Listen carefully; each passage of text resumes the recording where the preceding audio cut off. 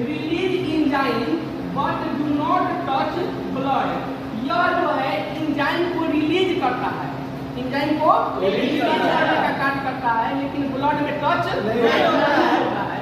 Because special doctor for release enzyme, इसमें एक special doctor, doctor मतलब नॉली की बात हो रही है, डॉक्टर मतलब नॉली की बात हो रही है। इसमें एक स्पेशल डॉक्टर पाया जाता है जिसका काम है बिना ब्लड को टच किए हुए आराम से इंजाइम को क्या करना, रिलीज करना, इंजाइम को क्या करना। अब आगे बढ़े, इसका एक एग्जांपल और लेते हैं। थूक, थूक में खून होता है नहीं होता है, तो थूक को क्या कहेंगे, आंसू में ब्लड होता है नहीं, क्या कहेंगे, कीचड़। देखिएगा कीचड़, कीचड़ जो होता है जो आंख में से निकलता है, कीचड़ क्या है, खून होता है।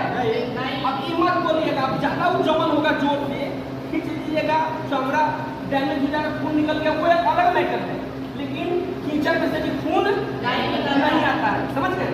आगे बढ़े, लार, लार की बात कर रहे हैं, उसमें भी खून, उसमें से भी खून नहीं निकलता है।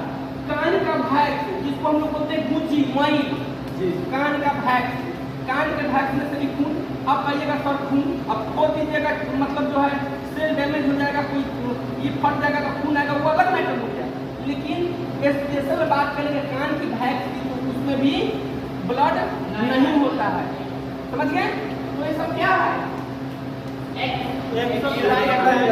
ठीक है। अब इसमें आप समझिए कि पाचन की बात करते हैं, जो पेट से क्या होता है, रेनिन पेप्सिन निकलता है, पेट से क्या निकलता है, पाचन में रेनिन और पेप्सिन निकलता है। यह एक प्रकार का एंजाइम होता है, क्या होता है, यानी कि एक्सोक्राइन ग्लैंड में ये सारा कार्य हो रहा है।